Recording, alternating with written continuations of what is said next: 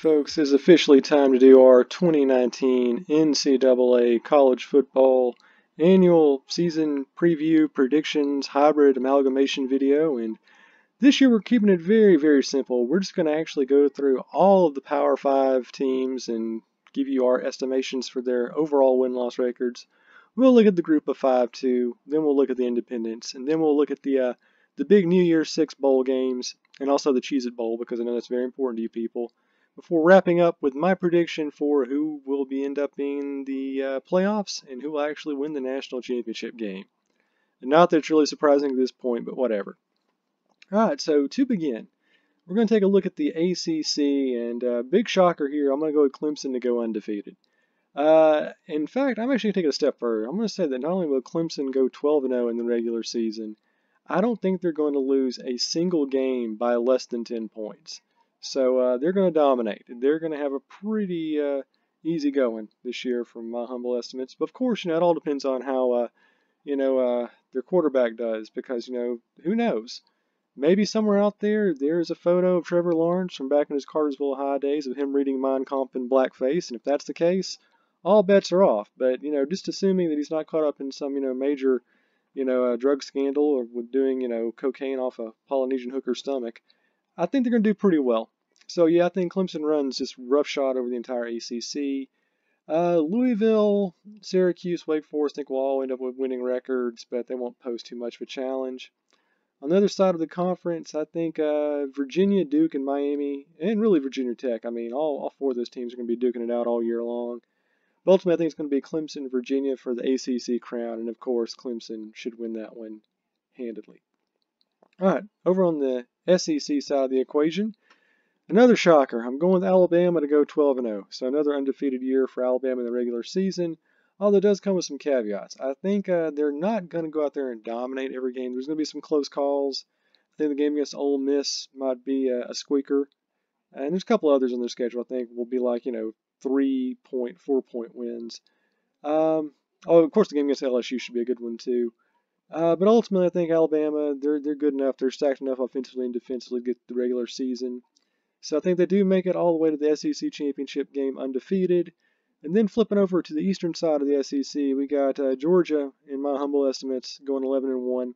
I think the one game they drop all year is to Auburn, because freaky things always happen when Georgia plays Auburn. So they should win that one pretty easily. I think Florida and Tennessee will be a little better than they were last year, but still nothing great. I know some people out there think Missouri is going to be a 10-plus win team, but those people are on opioids. So yeah, it should be Alabama and Georgia, and here's where things get interesting. I think Georgia actually goes in there and they pull off the upset. So they throw a monkey wrench into Alabama's undefeated season and royally jeopardize their opportunities to get in the playoffs, and you'll see why in just a minute. So yeah, I think the win for the SEC for Georgia gets them in the playoffs. Alabama's one loss, I think, puts them as the 5th seed overall, so that's going to keep them out of title contention. So, how about that? All right, over there in the Big Ten, which actually has 12 teams because nobody knows how math works anymore. I'm going to start with the boring conference side first. I think Iowa's pretty much destined to win this one. They're going to go 11-1. Wisconsin, Nebraska, both 9-3. Northwestern 8-4, which they could surprise some people. But yeah, this is really Iowa's conference, or at least division, to lose. Over on the more exciting side, I think it's going to be interesting, but I think it's going to come down to Michigan and Ohio State, as it always is. And I think Michigan beats them in a defensive contest, which means we got Michigan and Iowa playing each other for the Big Ten championship. I think Harborough finally gets over the hump.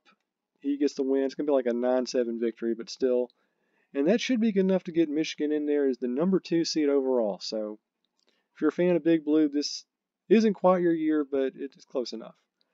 Alright, so then we take a look at the Big 12, which doesn't have the divisions and also only has 10 teams because arithmetic just stopped happening when Trump got elected. I don't know. But a lot of people think Oklahoma is a national championship caliber team. I think they don't even make the Big 12 championship, to be honest with you, fam. I think it's going to be Texas, a resurgent Texas team, and a way overachieving Oklahoma State playing for the Dr. Pepper championship there in the Cotton Bowl, or not the Cotton Bowl, the AT&T Stadium. And I got Texas beating Oklahoma State in your typical Big 12 defenseless offensive score fest. They're going to win like 51-48, something like that. And that should be good enough to get them the 4th seed in the national playoff race. So there you go. All right, and lastly, the Pac-12, the lame duck of the Power 5. They're not going to have a representative in the playoffs. Not surprised there, but I think they will be a little bit better than most people anticipate.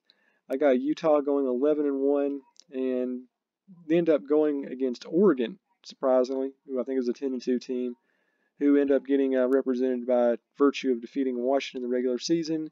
And there, I think Oregon pulls off a minor upset and defeats Utah, so that keeps them out of the playoff race too. So that drops Utah to like, I don't know, the 8th or 9th seed in the final standings.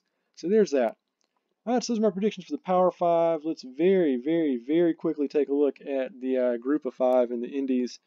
I don't want to spend too much time on this because, frankly, nobody really cares about how UMass or New Mexico State's going to do, but what can I say? I'm a completist. All right, over in the AAC, I think Central Florida goes 12-0, and then they play a 9-3 Navy team. I know it says 9-2 there, but I believe that's an error. I think. But yeah, I think they end up getting beat by Navy in the AAC championship, which keeps them out of the playoff race, which is hilarious. Over in the Mountain West, I got Boise State and taking on San Diego State University for the crown there.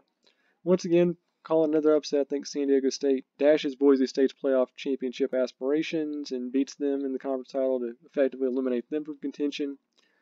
Over in the MAC, I mean, not that you care, but I think it's going to end up being Northern Illinois taking on Bowling Green, and you know what? Nobody, not even people in Northern Illinois or Bowling Green really care about this, so I'm not going to bother with it.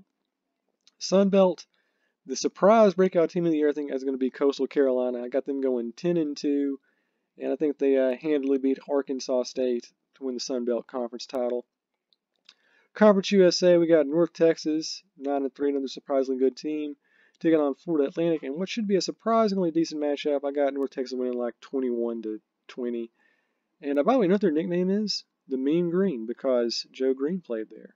So that's, I don't know, that sounded a lot more amusing when I was planning the video than when I actually said it, but what else is new?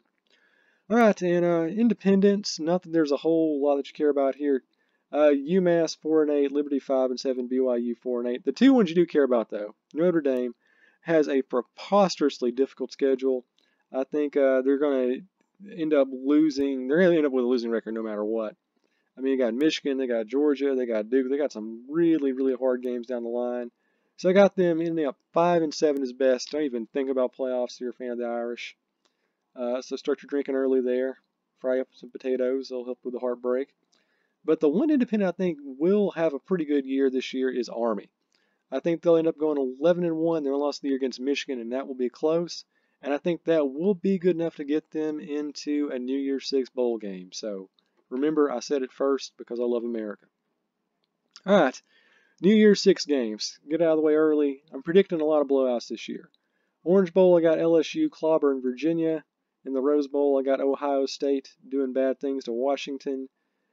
Cotton Bowl, I think Iowa beats Army by at least 18 points. I feel a good story to see Army go in there and try to, you know, do one for the USA, but Hawkeyes' just defense is too good. And Army, I still don't think they've learned the forward pass yet. Or is that Navy that always runs the ball? Well, one of those military schools. Really don't have much of a passing game, and I think Iowa's going to take advantage of that. The Sugar Bowl, this is going to be the most disappointing game of the entire year because it's so intriguing on paper. I mean, you got, you know, Jalen Hurts going to Oklahoma trying to get revenge against Nick Saban and Tua. But I think Alabama ends up just clobbering them. They win 33-3, an absolute massacre. And as promised, my prediction for the Cheez-It Bowl, Washington State 28, Texas Tech 13. All right, and now we move along to the playoffs. In the Fiesta Bowl, I got Clemson beating Texas 48-31, even though it is a tied game at halftime. In the Peach Bowl, Georgia, the de facto home team, I think they beat Michigan in a defensive stalemate where both teams end up having less than 300 yards combined overall. Which, of course, brings us to our national championship game down there in New Orleans.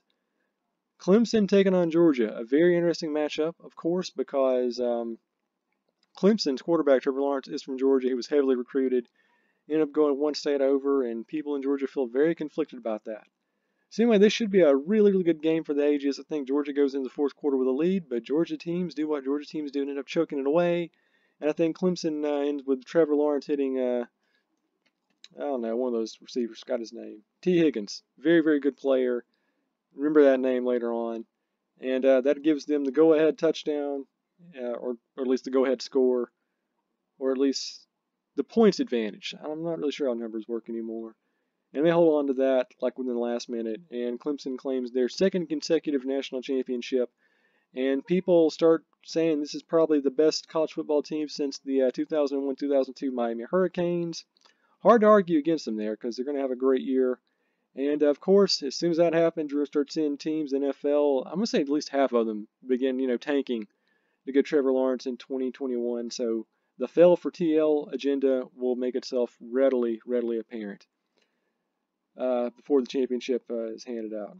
That is, of course, unless something really horrific is uncovered about Trevor Lawrence's history. Like maybe the fact that he strangled a Guatemalan Home Depot employee back in Cartersville for not getting him his flowers quick enough.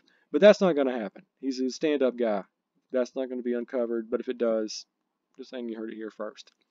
All right, so those are my predictions for the 2019 NCAA college football season. Feel free to take these to the bank because they are as good as a traveler's check.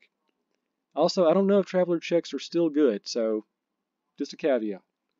All right, so all that to say, should be an entertaining season. I'm looking forward to the games. We're starting this Saturday with Miami taking on Florida, and then Labor Day weekend. It's official, and it should be great. I'm looking forward to it, and all I can say is thank goodness to have football back again because it's either this or watching baseball, and really, no one deserves that.